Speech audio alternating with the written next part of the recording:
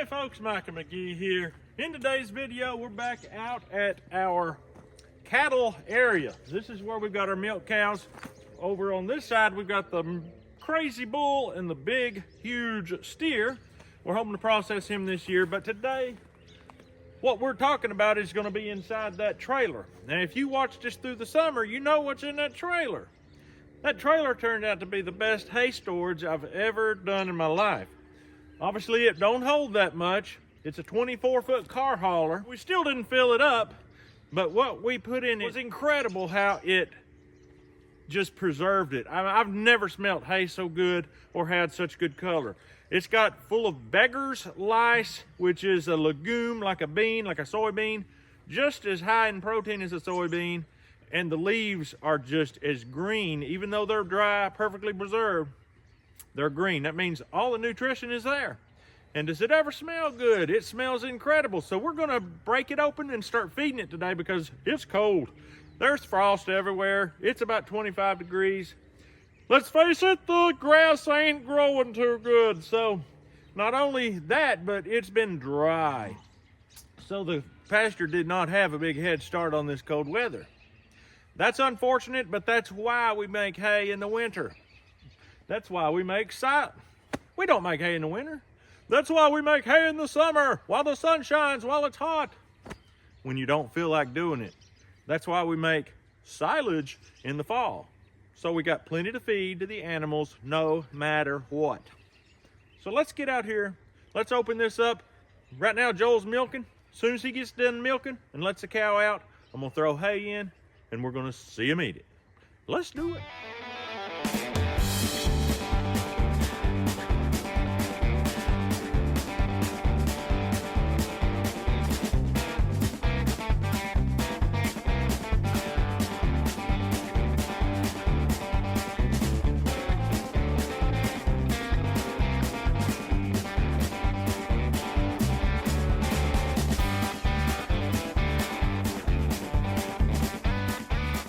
Look at the coloration of this. I don't know if the camera shows it good, but that is some good hay right there. Those big leaves, that's all what they call BEGGARS lice.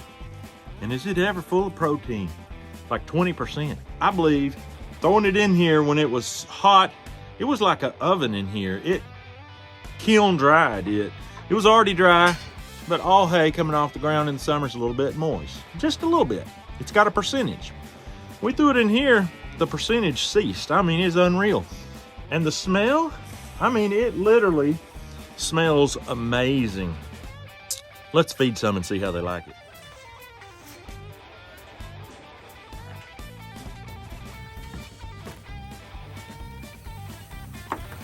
Moo cow. Moo cow moo.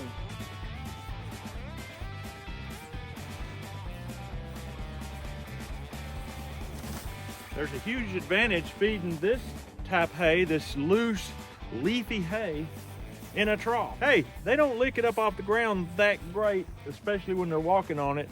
And this stuff here falls looser than most hay because of the leaf content. The leaves are where the protein's at. So it's really good to have it in a trough where the trough contains it, they drop it out of their mouth or it falls, they still go back for more. Hey girls, what do you think? I think I dropped a little bit here.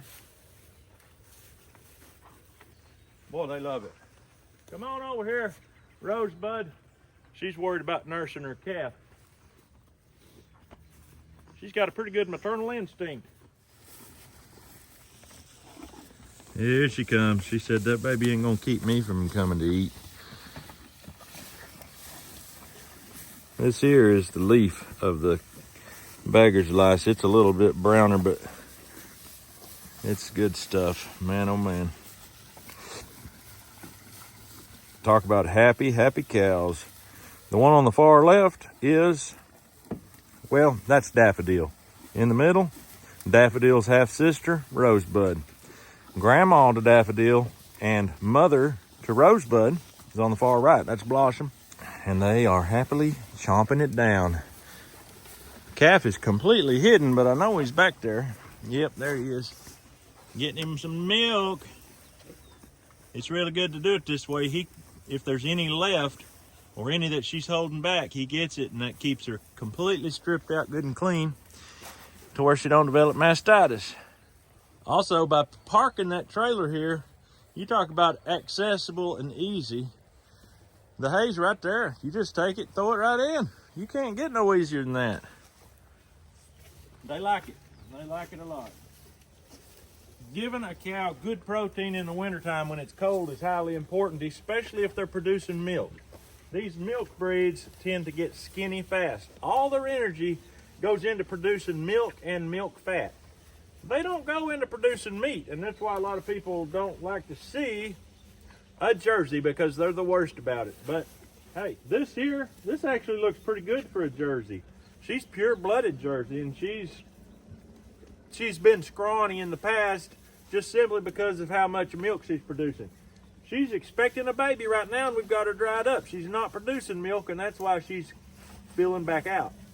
But after she has her calf, and I'm not sure exactly when that's going to be, she'll start producing milk. And I mean, her whole body is going to be designed for producing that milk, not producing meat. And that's why she's going to get bony again. I can already tell you, this time next year or in the summer, she's going to look bony. There ain't a thing can be done about it.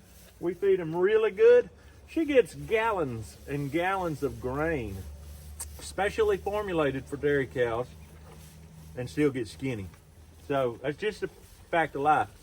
But feed them good, keep them healthy, you get good calves. That calf right there is the one that we castrated. He's going to become meat while the rest are milk. So we're excited about it. We like to have fresh milk.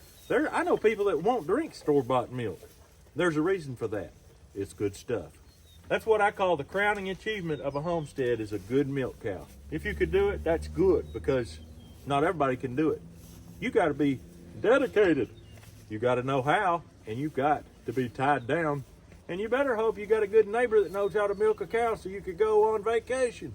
Because if you don't, you either have to wait for that cow to dry up, or you got to stay home. So it's not for everybody, but it's for us. And yes, we do have some great neighbors.